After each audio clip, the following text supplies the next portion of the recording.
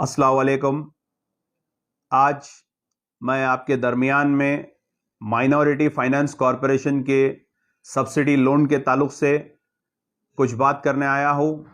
ये खुसूसी इन्फॉर्मेशन है। Minority finance corporation आज 7 साल के बाद जगी है और इसके मिनिस्टर जनाब ईश्वर कोप्पला ईश्वर साहब है और माइनॉरिटी फाइनेंस कॉरपोरेशन के चेयरमैन जनाब इम्तियाज़ इसाक साहब है।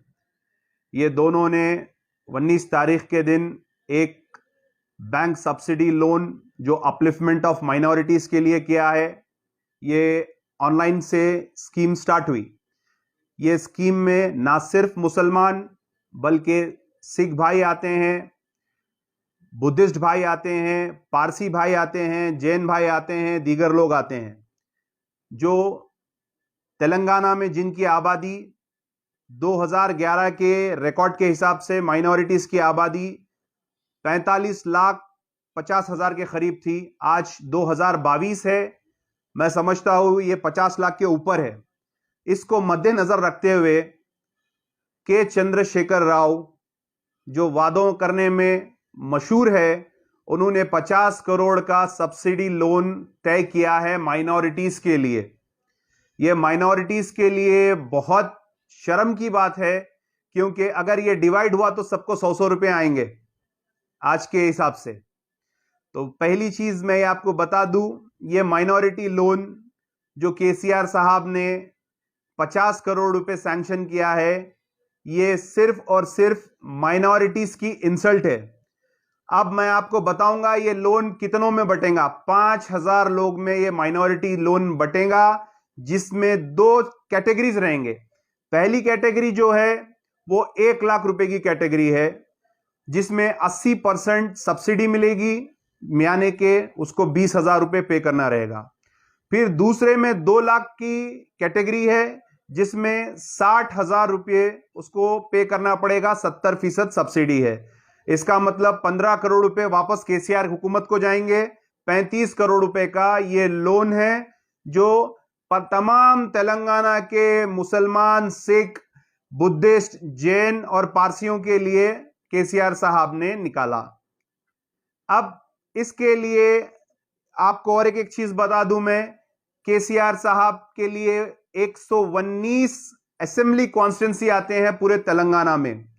अगर 5,000 को 119 में अगर डिवाइड करेंगे तो 42 लोग, एक एमएलए, सिर्फ 42 लोग को एक एमएलए कॉन्स्टिट्यूंसी में 42 लोग को इसका लोन मिलेगा। बहुत शर्म की बात है। उतने तो आपके कार्यकर्ता एमएलए के आगे पीछे फिरते होंगे, बहरहाल उनको भी मिलता है या नहीं मिलता नहीं मालूम है। उसके बाद 33 डिस्ट्रिक्ट्स है। 33 डिस्ट्रिक्ट्स में केसीआर साहब हद ये कर दिए कि डिस्ट्रिक्ट वाइज खम्मम में 101 लोगों को मिलेगा, कामारेड्डी में 109 लोगों को मिलेगा, हैदराबाद में तकरीबन 300 लोग को मिलेगा और महबूब नगर में 221 लोग को मिलेगा, आदिलाबाद में 111 लोग को मिलेगा, संगारेड्डी में 227 लोग को मिलेगा। ऐसे ही दीगर और कई डिस्ट्रिक्ट है जहां पे ये 3 डिजिट से आगे नहीं बढ़ेंगे, और कई डिस्ट्रिक्ट ऐसे जहां पे 10 लोगों को मिलेगा, किसी को 40 लोगों को मिलेगा। बहरहाल अक़लियतों का मजाक केसीआर साहब शुरू से बनाते हुए आए हैं, और खुसूसी हैदराबाद के एमपी साहब की कॉन्स्टिट्यूंसी में सिर्फ 300 लोग को मिलेगा। 7 एमएलए अपने अपने खास लोगों को भी अगर दिलाने बैठे तो मैं समझता हूं 45 के ऊपर ही आपके खास लोग होंगे, उनको भी नहीं मिलेगा। तो ये बिल्कुल अक़लियतों के साथ नाइंसाफी है। 15 लाख के अबव नौजवान बेरोजगार है, और आप ये लोन कैटेगरी आप पूरी देख लिए, उन किस किस कैटेगरी में लोन दे रही। कोई बड़ी हमको कैटेगरी में लोन नहीं मिल रहा है। और ये लोन दलित बंधु स्कीम हमारे दलित भाइयों को आप दे रहे हैं, बेशक दियो और दो।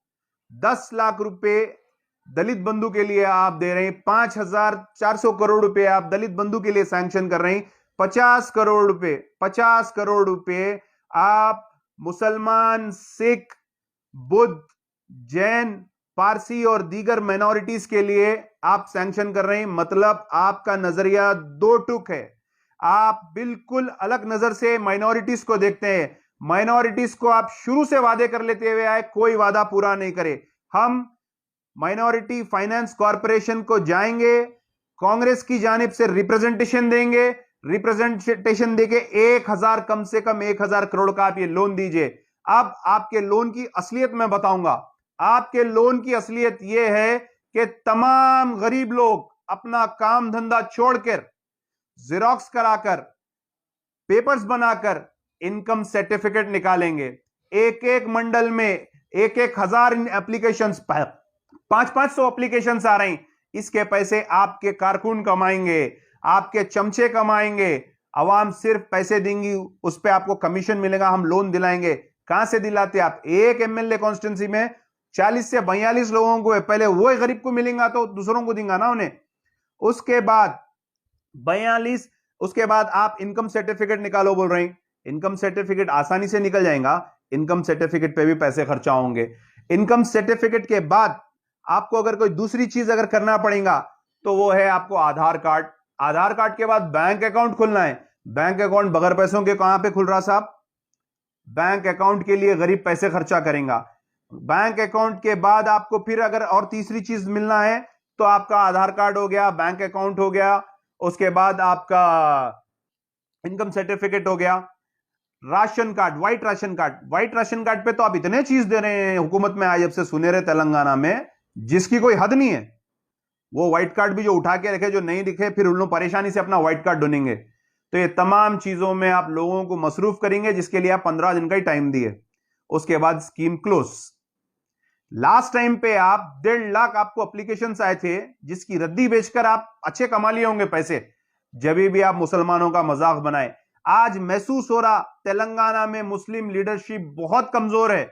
मैं बहुत वाजे करके बोल रहा हूं, तेलंगाना में मुस्लिम लीडरशिप बहुत कमजोर है। अगर कमजोर नहीं होती थी तो केसीआर के गिरेबान में हाथ डालकर पूछती थी, केसीआर माइनॉरिटीज के लिए 50 करोड़ रुपए कैसा सैंक्शन करते तुम? बहरहाल ये हो रहा और ये हम बर्दाश्त कर रहे हैं। अगर ये 1000 तक अगर ये लोन अगर मूव नहीं करेंगे, हम बराबर धरने देंगे, पूरा माइनॉरिटी फाइनेंस का कॉरपोरेशन को घेराव करेंगे, माइनॉरिटी मिनिस्टर को मिलकर भी हम पूरा घेराव करेंगे। पहले हम कल या परसों टाइम लेकर रिप्रेजेंटेशन देंगे।